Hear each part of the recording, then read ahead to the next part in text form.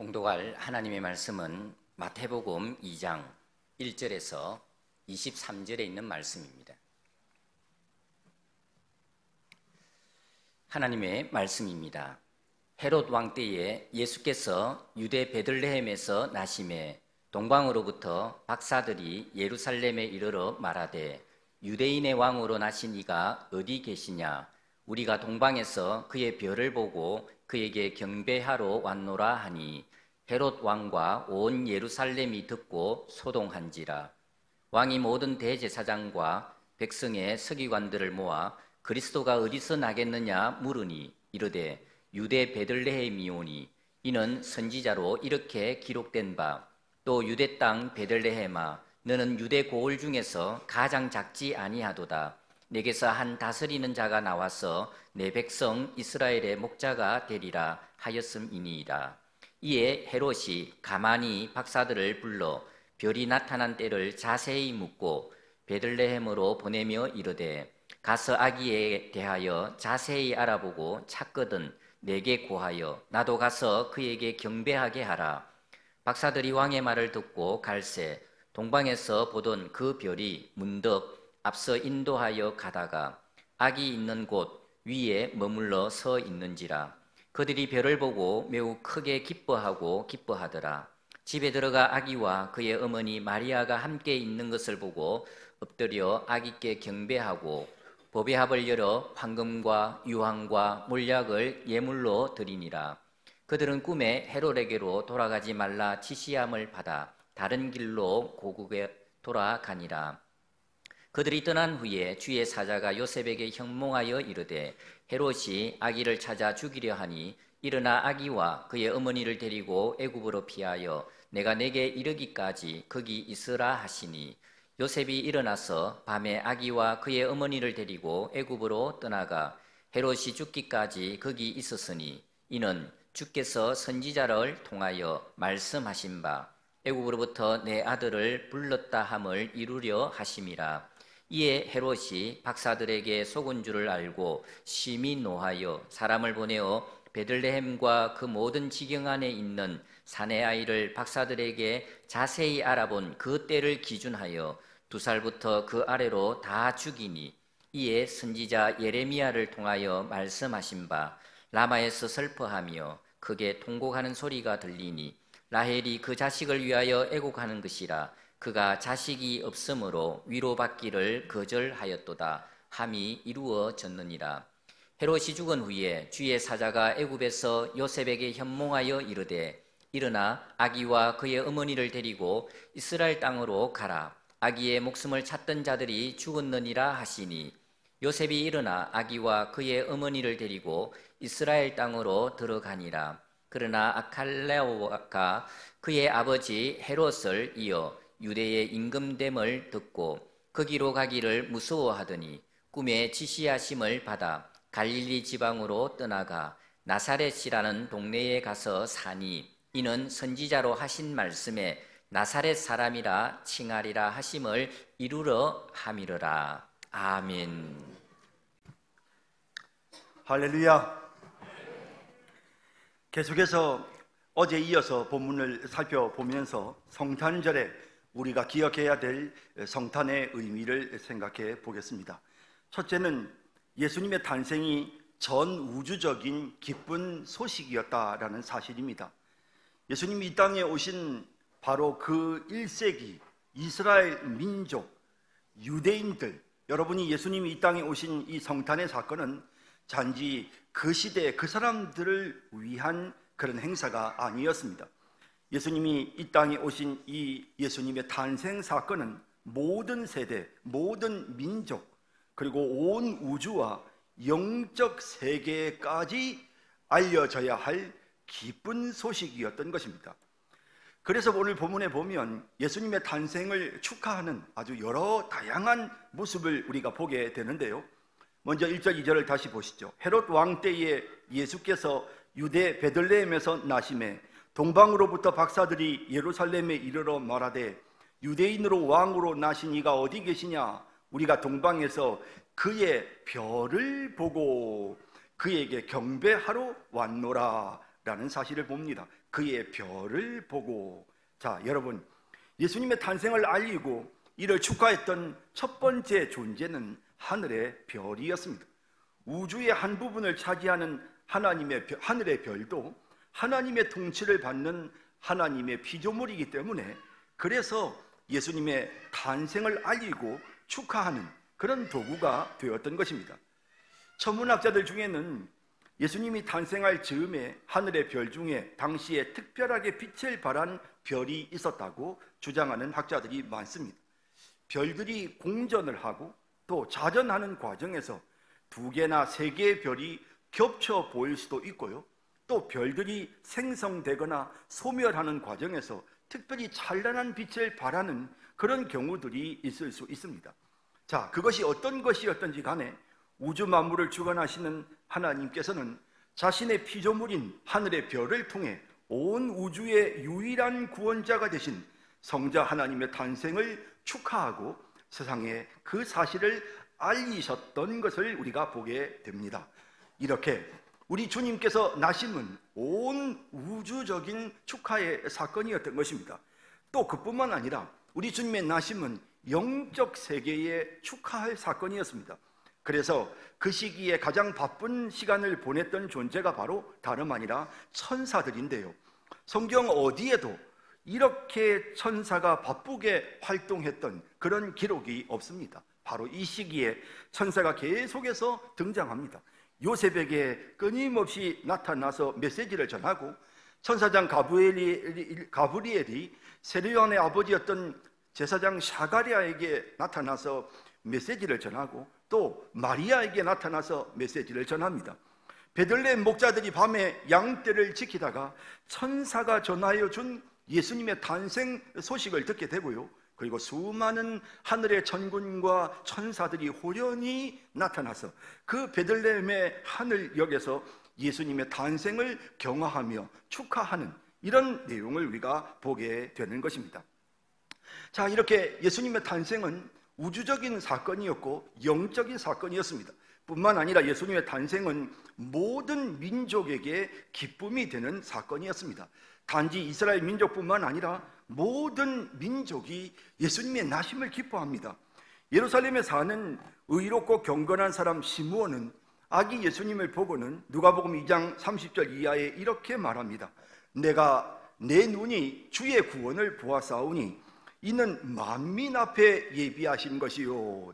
단순히 이스라엘 민족뿐만 아니라 만민에게 이 기쁜 이 구원의 이 놀라운 은혜를 준비하셨다는 것입니다. 이방을 비추는 빛이십니다. 예수님은 주의 백성 이스라엘의 영광입니다. 이 주의 백성 이스라엘이란 말도 육적인 이스라엘을 말하는 것이 아니고 예수 믿어 구원받은 하나님의 백성들인 영적 이스라엘인 우리를 말하는 것입니다. 우리에게는 큰 영광이 됩니다. 예수님의 나심을 이렇게 찬양하는 모습을 보게 되는 것입니다.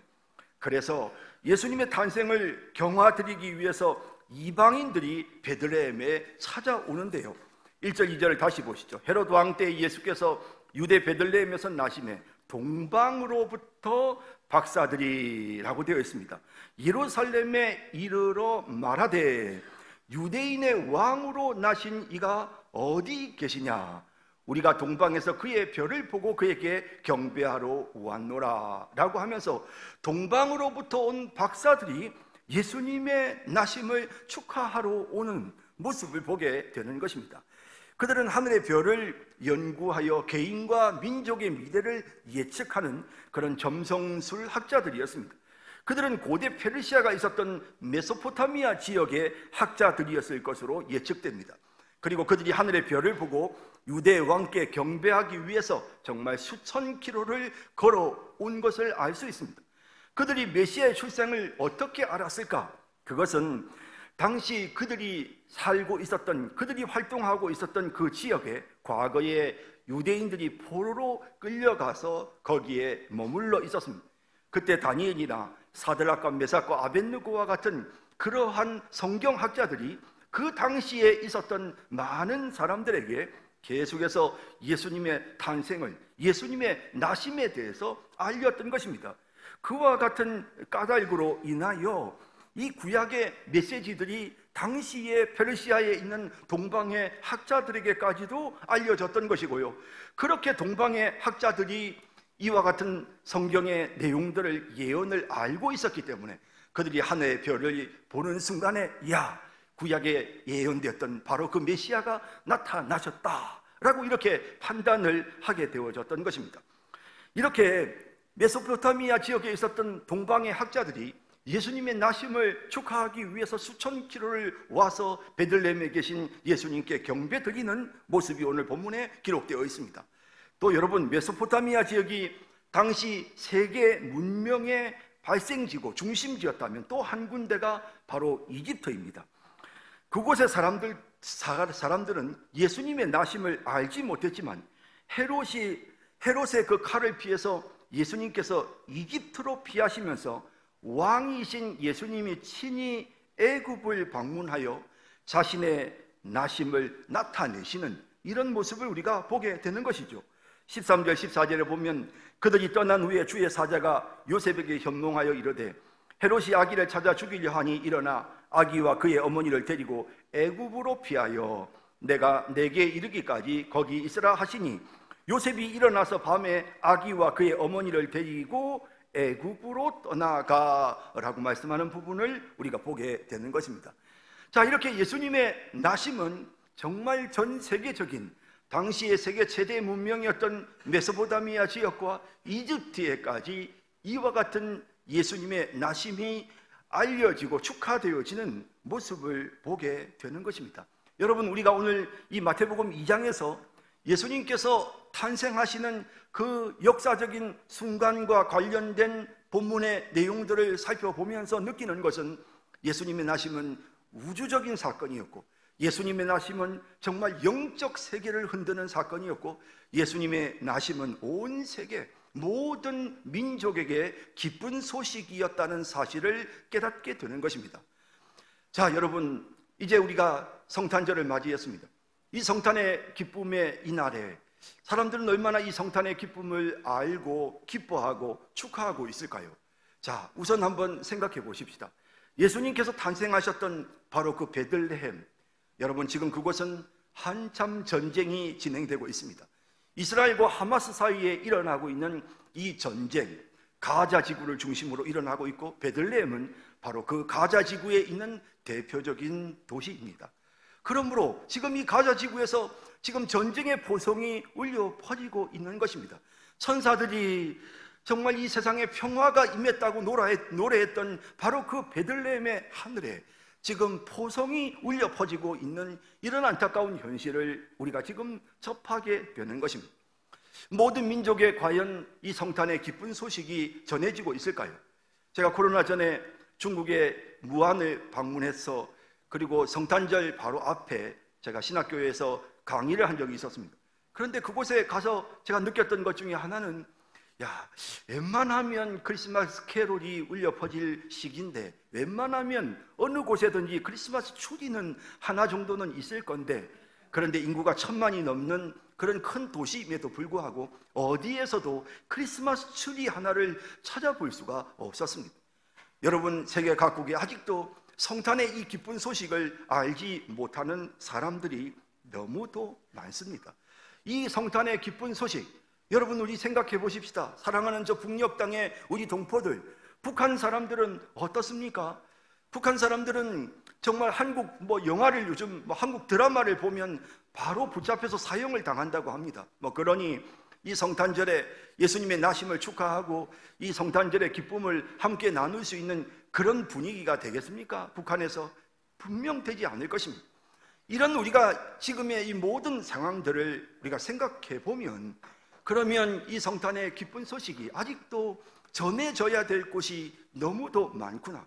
이 성탄의 기쁜 소식을 알지 못하는 이들이 너무도 많구나. 우리가 그들을 위해서 해야 할 일이 무엇인가? 이 성탄의 아침에 우리는 먼저 그런 생각을 해야 하는 것입니다. 무엇보다도 우리의 기도에 빠지지 말아야 할 것입니다. 북한 교회를 위해서, 우리가 북한을 위해서 기도해야 될 것입니다. 오늘 방금 기도하셨던 우리 이대영 장로님 기도 속에도 북한 교회를 위한 기도, 선교사들을 위한 기도, 여러분, 우리의 기도 속에 항상 이런 기도들이 포함되어져야 하는 것입니다. 이 성탄의 기쁜 소식이 북녘 땅에도 들려지게 해 주소서. 저 공산주의 국가에도, 회교 국가들에도, 지금 한참 전쟁이 진행되고 있는 베들레헴 땅에도 이 성탄의 기쁜 평화의 소식이 전파되게 하소서.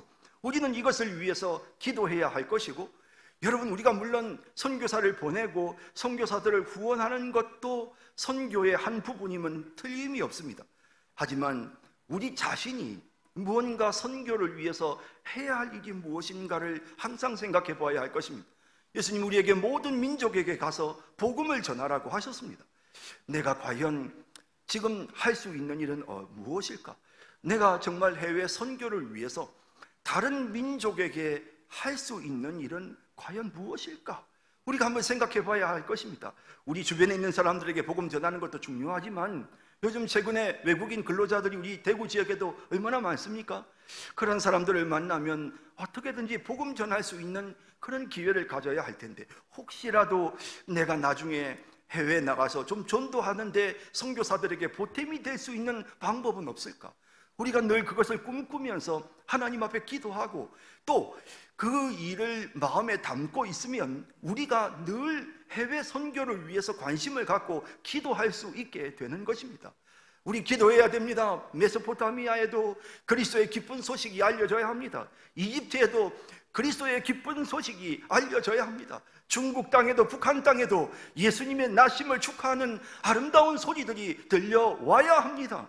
이 모든 일들을 위해서 이 성탄의 아침에 우리만 성탄으로 기뻐하지 말고 세계 각국의 모든 사람들을 가슴에 품고 그들에게도 그리스도의 기쁜 소식이, 그리스도의 나심이 전파되기를 위하여 기도하는 우리 모든 성도님들이 다 되실 수 있기를 진심으로 바랍니다. 오늘 본문을 통해서 우리가 발견하는 성탄의 두 번째 의미는 예수님의 탄생과 더불어서 본격적인 사탄의 공격이 시작되었다는 사실입니다. 여러분, 이미 하나님께서 에덴 동산에서 인간이 범죄하였을 때, 그때 이제 이 영적인 전투에 대해서 하나님께서 말씀하십니다. 하나님이 창세기 3장 15절에 범죄한 사탄을 향해 말씀하시는데요, 내가 너로 여자와 원수가 되게 하고 내 후손도 여자의 후손과 원수가 되게 하리니 여자의 후손은 내 머리를 상하게 할 것이요 너는 그의 발꿈치를 상하게 할 것이니라 라고 말씀하시면서 여자의 후손이 태어나실 것이고 그 여자의 후손이 사탄의 머리를 상하게 할 것이다. 그런데 그 과정에서 사탄도 여자의 후손의 발꿈치를 상하게 하는 이와 같은 영적인 싸움이, 영적인 전투가 있게 될 것이다 라고 말씀하셨습니다. 물론 그 이후로 사탄의 후손들이 끊임없이 여자의 후손 백성들을 공격하는 이런 구약시대도 있었습니다. 하지만 아주 결정적인 사건이 일어나는데요, 그것은 예수님께서 이 땅에 인간의 모습을 입고 오시는 그 순간이었습니다. 감히 사탄은 하나님을 공격할 수는 없습니다. 하나님과 사탄 사이의 전쟁은 존재할 수 없습니다. 사탄이 하나님의 권세 아래 있기 때문에 사탄이 하나님을 공격하는 일은 불가능합니다. 그런데 그 하나님께서 인간의 몸을 입고 이 땅에 인간의 모습으로 찾아오는 그 순간에 사탄은 기다렸다는 듯이 하나님의 아들 예수님을 공격하는 이런 모습을 우리가 보게 되는 것입니다. 다시 말해서 예수님의 발꿈치를 상하게 하는 사건이 이제 예수님께서 탄생하시는 그 순간부터 나타나기 시작합니다. 보십시오. 본문에 헤롯이 예수님을 죽이려고 하지 않습니까? 자, 여러분, 이런 사실에 대해서 요한계시록이 아주 선명하게 우리에게 그 사실을 보여줍니다. 요한계시록 12장 4절 5절을 보시죠. 용이 해산하려는 여자 앞에서 그가 해산하면 그 아이를 삼키고자 하더니, 용은 사탄입니다. 그리고 이 해산하려고 하는 이 아이, 물론 여자의 후손 예수님을 낳은 예수님의 모친 마리아일 수도 있지만, 그러나 요한계시록에서 계속 이 여자는 교회를 상징하는 것입니다. 교회로부터 예수님께서 탄생하기를 이 용이 기다립니다. 그리고 그 아이가 태어나면 삼키려고 합니다. 계속 보시죠. 여자가 아들을 낳으니 이는 장차 철장으로 만국을 다스릴 남자라. 그 아이를 하나님 앞과 그 보좌 앞으로 올려가더라 라고 되어 있습니다. 예수님께서 인간의 모습을 입고 있었던 그 짧은 33년의 기간 동안 본격적인 사탄의 공격이 예수님을 향하여 되어졌던 것입니다. 여러분, 사실 우리가 성경을 읽어보면 정말 사탄이 계속해서 예수님을 공격하는 모습을 볼 수 있지 않습니까? 예수님이 시험을 당하시는 그런 모습을 볼 수 있습니다. 광야에서 시험 당할 때 사탄이 예수님을 시험하는 모습을 보게 됩니다. 바리새인과 서기관과 사두개인들과 당시의 종교 지도자들을 미혹해서 그들을 사로잡아서 그들로 하여금 예수님에 대한 적대감을 품게 하고 예수님을 모함하고 예수님을 죽이려고 하는 이런 모습을 보여주죠. 예수님의 제자들도 한순간에 사탄의 도구가 되어 베드로는 엉뚱한 소리를 하며 예수님을 흔들어 놓기도 합니다. 그뿐만 아니라 가룟 유다는 결정적으로 사탄의 도구가 되어 예수님을 팔아버리고, 그리고 헤롯과 본디오 빌라도와 그리고 당시에 그 사내들인 공회의 사람들이 예수님을 십자가에 못 박도록 결정하는 이 모든 과정들 속에서 분명히 사탄이 사람들을 동원하고 예수님을 공격하는 이런 모습을 우리가 보게 되는 것입니다. 정말 기다렸다는 듯이 용은 아기 예수가 탄생하자마자 이 땅에 계시는 33년 동안 아주 집중적으로 예수님을 공격하는 이런 모습을 보게 되고요. 그래서 오늘 본문에 이제 그 처음 시작으로 예수님이 나자마자 예수님을 제거하려고 헤롯이 이렇게 예수님을 찾아 나서는 모습을 보게 됩니다. 자, 오늘 본문 2장 16절에 보면 이에 헤롯이 박사들에게 속은 줄 알고 심히 노하여 사람을 보내어 베들레헴과 그 모든 지경 안에 있는 산의 아이를 박사들에게 자세히 알아본 그때를 기준하여 2살부터 그 아래로 다 죽이니 라고 되어 있습니다. 잔인한 방법으로 예수님을 제거하려고 애를 쓰고 있는 이런 모습을 보게 되는 것입니다. 이렇게 예수님을 향한 공격이 본격적으로 지금 시작이 되었다는 것을 우리가 느끼게 되는 것입니다. 하지만 결과적으로 이 싸움은 예수님이 십자가에 못 박혀 죽으심으로 사탄의 권세를 깨트리는 것으로서 승리로 일단락 지어지는 것입니다. 히브리서 2장 14절에 보면 죽음을 통하여 죽음의 세력을 잡은 자 곧 마귀를 멸하시며, 예수님이 십자가에 못 박혀 죽으심으로써 아무 죄 없으신 그분이 우리의 죄를 대신해서 십자가에 못 박혀 희생제물, 속죄의 제물이 되어 주심으로써 그 순간 마귀의 권세를 멸하는, 사탄의 머리를 상하게 하는 이와 같은 엄청난 사건이 일어나게 된 것입니다. 여러분, 그러나 사탄은 최후의 발악을 하면서 이제 비록 예수님은 승리하고 승천하셨지만 예수님의 영을 마음속에 모시고 살아가는 하나님의 백성들을 계속해서 공격한다고 성경은 말씀하고 있습니다. 요한계시록 12장 12절 13절에 그러므로 하늘과 그 가운데 거하는 자들은 즐거워하라. 그러나 땅과 바다는 화 있을진저 이는 마귀가 자기의 때가 얼마 남지 않은 줄을 알므로 크게 분내어 너희에게 내려갔음이라 하더라. 용이 자기가 땅으로 내쫓긴 것을 보고 남자를 낳은 여자를 박해하는지라 라고 되어 있는 것을 보게 됩니다. 용이 교회를 박해하기를 시작하는 것입니다. 이제 결정적으로 예수님께서 사탄의 머리를 상하게 하셨으므로 사탄이 이길 수 없다는 것을 깨닫습니다. 그래서 여자를, 교회를, 하나님을 섬기는 하나님의 백성들이 있는 교회를 집중적으로 공격하는 것입니다. 하지만 요한계시록이 우리에게 보여주는 것은 끊임없이 하나님께서 교회를 보호하신다는 사실을 우리에게 보여주시는데요. 이어지는 본문을 보시죠. 요한계시록 12장 14절에서 17절에 보면 그 여자가 큰 독수리의 2 날개를 받아 광야 자기 곳으로 날아가 거기서 그 뱀의 낯을 피하여 1때와 2때와 반때를 양육받음에 라고 되어 있습니다. 이 말은 교회 시대, 이 1때와 2때와 반때라는 것은 이 요한계시록에서 계속해서 우리에게 보여주는 상징적인 의미입니다. 교회가 핍박받는 시기를 말합니다. 자, 이 교회가 핍박받는 이 신약의 교회 시대 동안에도 하나님께서는 교회를 위하여 독수리 2 날개를 준비해 주시고 뿐만 아니라 하나님께서 그 교회를 양육하시는, 보호해 주시고 그 교회를 양육하여 성숙시켜 주시는 이런 모습을 보게 됩니다. 사탄은 계속 공격하지요. 여자의 뒤에서 뱀이 그 입으로 물을 강같이 토하여 여자를 물에 떠내려 가게 하려 하되 땅이 여자를 도와 그 입을 벌려 용의 입에서 토한 강물을 삼키니 용이 여자에게 분노하여 돌아가서 그 여자의 남은 자손 곧 하나님의 계명을 지키며 예수의 증거를 가진 자들과 더불어 싸우려고 바다 모래 위에 서 있더라라고 되어 있는 것을 보게 됩니다. 사탄이 이기지를 못하는 것입니다.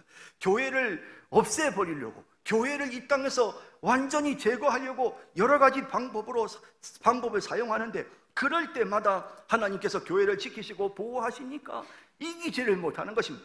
그래서 사탄이 개별적으로 이 교회에 속한 성도들 한 사람 한 사람을 계속해서 공격하는 이런 모습을 보여줍니다. 하지만 요한계시록이 우리에게 말씀하는 것은 결국 이 전쟁은 우리의 승리로 끝난다는 것입니다. 요한계시록 17장 14절에 보면 그들이 어린 양과 더불어 싸우려니와 어린 양은 만주의 주시요 만왕의 왕이시므로 그들을 이기실 터이요 또 그와 함께 있는 자들 곧 부르심을 받고 택하심을 받은 우리입니다.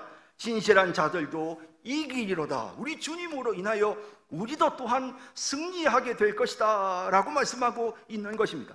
자, 여러분, 우리가 기억해야 될 것은, 여러분, 사탄이 예수님을 이렇게 공격합니다. 그런데 예수님은 그저 자신이 이 공격을 잠깐 동안 싸워서 피하고 이겨내고 여기에 관심을 가지신 것이 아니라 결정적으로 사탄의 머리를 상하게 하심으로써 그 이후 세대의 우리들입니다. 하나님의 백성들, 교회가 이 사탄의 공격에도 조금 더 흔들리지 않고 반드시 이 사탄의 공격을 물리치고 승리할 수 있게끔 상황을 만들어 놓으시는데요. 자, 그래서 예수님께서 십자가에 못 박혀 죽으심으로써 결정적으로 사탄의 권세를 완전히 깨뜨려 버리신 이런 결과가 있게 된 것입니다. 그래서 여러분, 우리가 기억해야 할 것은, 사실 우리가 이제 이 전쟁 역사를 보면 6.25 전쟁에서 가장 큰 전환점은 이제 인천 상륙작전입니다. 그 인천의 메가더 장군의 함대가 상륙하는 그 순간 전세는 완전히 끝장이 나버렸지 않습니까? 마찬가지로 2차 세계대전 당시에 연합군이 프랑스의 노르만디를 해안을 상륙하는 그 순간 이제 이 전쟁의 판세는 완전히 끝이 나게 됩니다. 연합군의 승리로 완전히 그 모든 승패가 완전히 거기에서 결정나버립니다. 그런 것과 마찬가지로 예수님께서 이 땅에 딱 상륙하시는 그 순간, 예수님께서 인간의 모습을 입고 이 땅에 딱 상륙하시는 그 순간 대세는 완전히 끝장납니다.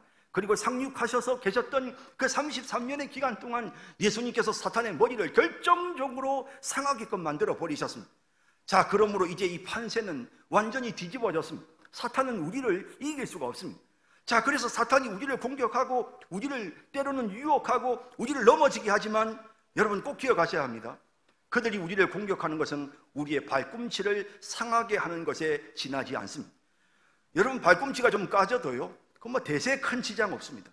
뭐 발꿈치 까지는 것 정도야 뭐 그거 대세에 큰 지장 없습니다. 살아가는데 뭐 우리가 생활하는데 그렇게 크게 불편하지 않습니다.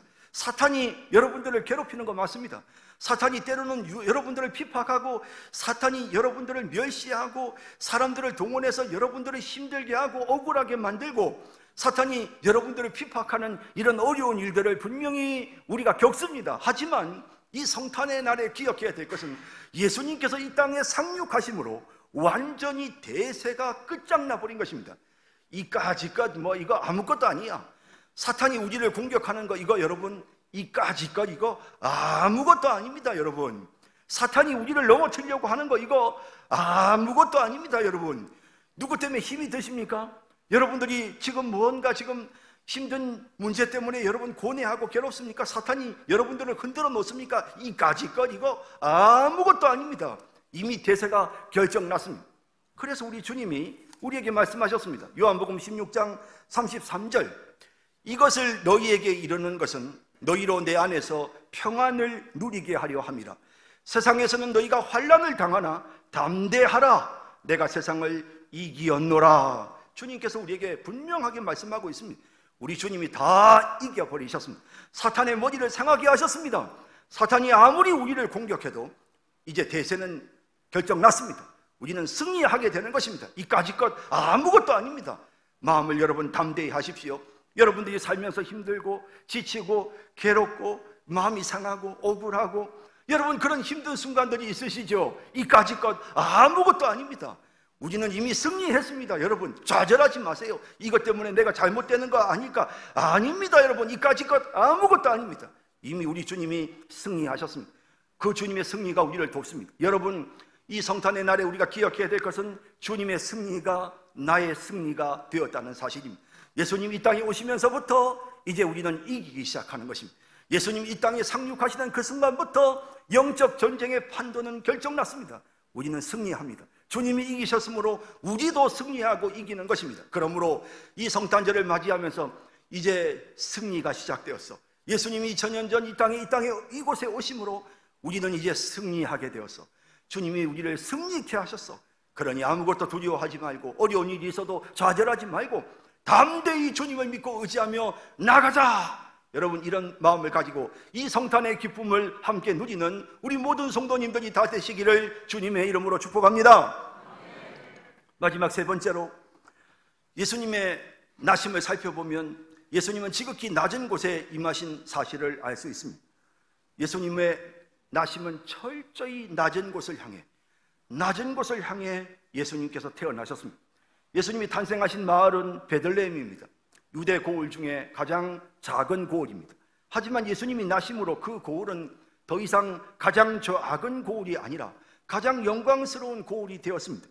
그래서 오늘 본문 6절에 보면 미가서에 나오는 내용에 베들레헴이 가장 작은 고을이다 라고 했는데, 그걸 이 6절에 이렇게 말씀합니다. 또 유다 땅 베들레헴아, 너는 유대 고을 중에 가장 작지 않다라고 번역했습니다.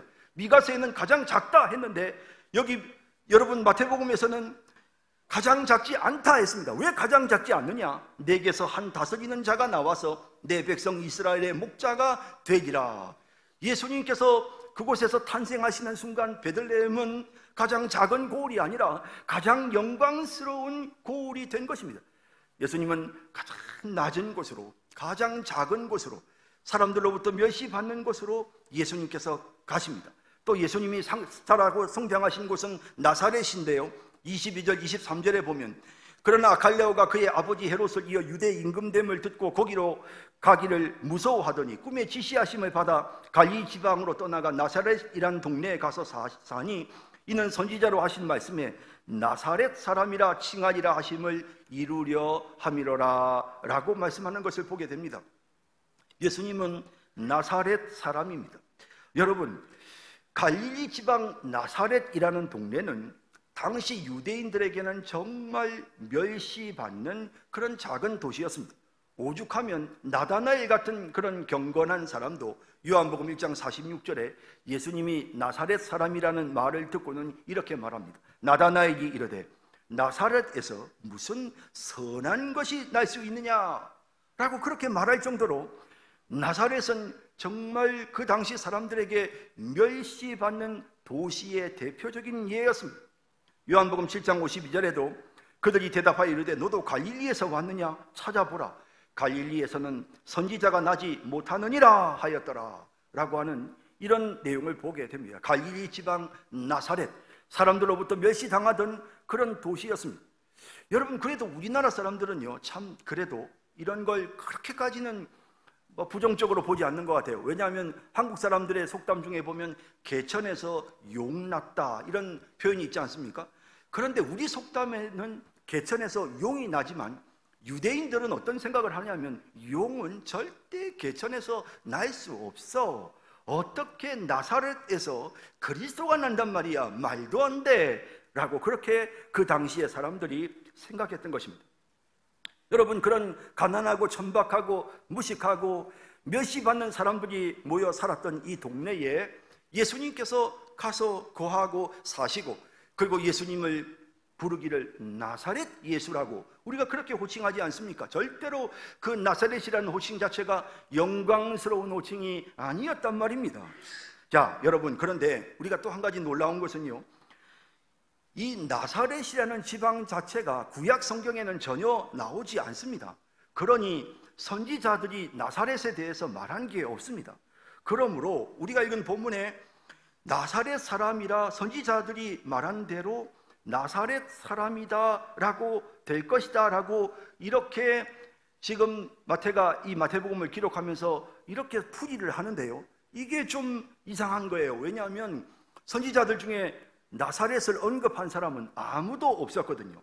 그래서 이게 뭔가 의문을 갖게 되는데요, 어떻게 선지자의 예언이 성취되었단 말인가 라는 생각이 들기도 합니다. 그러나 여기에 보면 선지자들의 그 말씀들, 그러니까 이게 그냥 단순히 어떤 특정 선지자의 메시지가 아니고요, 원어를 보면 선지자들입니다. 선지자들이 했던 여러 가지 메시지들을 종합해서 예수님을 나사렛 사람이라고 구약에 예언했다, 이렇게 설명을 하는데요. 자, 여러분, 예수님은 이 말은 뭐냐면 메시아는 멸시와 천대를 받을 것이다, 사람들로부터 외면당하는 곳에서 예수님이 나실 것이고, 그 예수님은 이 세상 사람들이 흠모할 만한 아무것도 가지지 못하신 분이셨다 라는 사실이 구약에 예언된 것이 많습니다.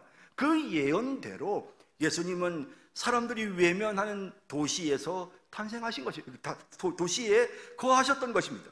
자, 그래서 여러분, 예를 들면요, 이사야 53장 2절 3절에 보면 그는 주 앞에서 자라나기를 연한 순 같고 마른 땅에서 나온 뿌리 같아서 고운 모양도 없고 풍채도 없은즉 우리가 보기에 흠모할 만한 아름다운 것이 없도다.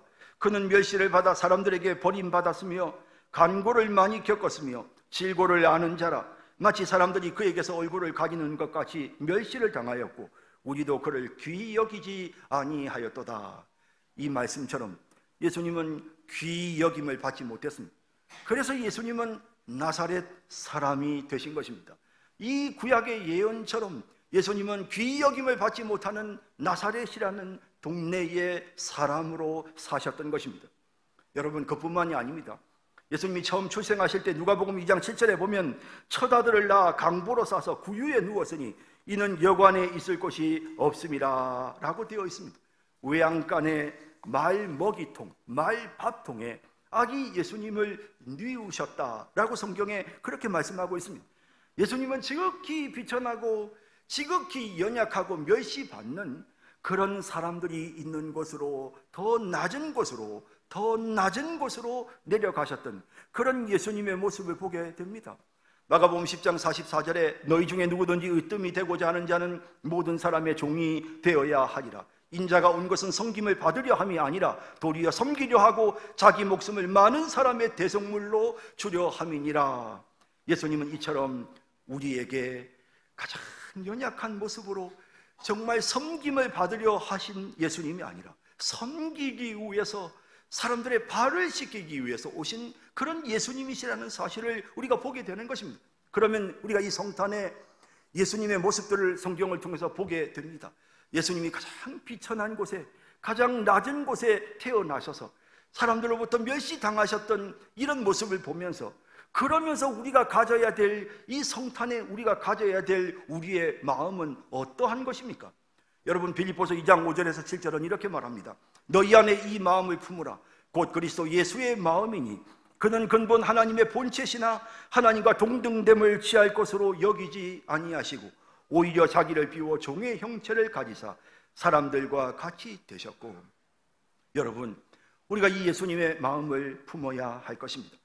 오늘 성탄절을 맞이하면서 사랑하는 우리 성도 여러분들께 말씀드립니다. 여러분, 낮아지신 예수님의 마음을 우리가 품어야 합니다. 가장 비천한 곳으로 가셨던 예수님, 가장 비천한 사람들과 함께 하셨던 예수님, 혹시 여러분들은 지금 너무 교만한 모습으로 살고 있지는 않습니까? 여러분, 낮아지셔야 합니다. 정말 겸손하게 낮아지셔야 합니다. 사람들을 귀하게 여기셔야 합니다. 이것이 우리의 본분이고 우리가 가져야 될 모습입니다. 예수님의 마음을 품으십시다. 이 성탄의 날에 정말 예수님처럼 그렇게 겸손한 마음으로 연약한 사람들을 섬기고 연약한 사람들을 돌보는 그런 겸손한 신앙의 인격을 가지는 우리 모든 성도님들이 다 되시기를 주님의 이름으로 축복합니다. 예수님의 나심에 대한 이 모든 성경 말씀을 접하면서 이제 우리의 관심이 모든 민족에게로 향해야 하는구나. 우리의 기도의 폭이, 우리의 관심이 좀 달라져야 할 것입니다. 예수님의 나심으로 영적인 판세가 완전히 결정됐구나. 비록 사탄이 나를 공격하기는 해도 아니야, 두려워할 필요 없어. 이미 우리 주님이 승리하셨어.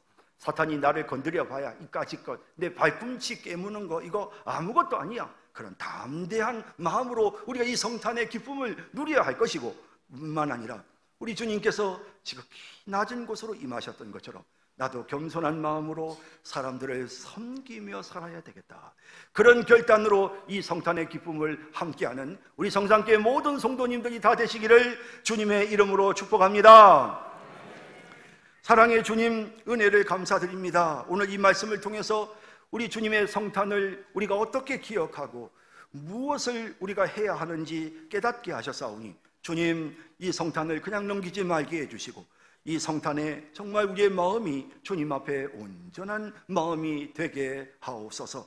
우리 성도님들 연말연시를 은혜 가운데 잘 보내게 하시고 승리하는 우리 모든 성도들 되게 하소서. 예수님의 이름으로 기도드립니다. 아멘.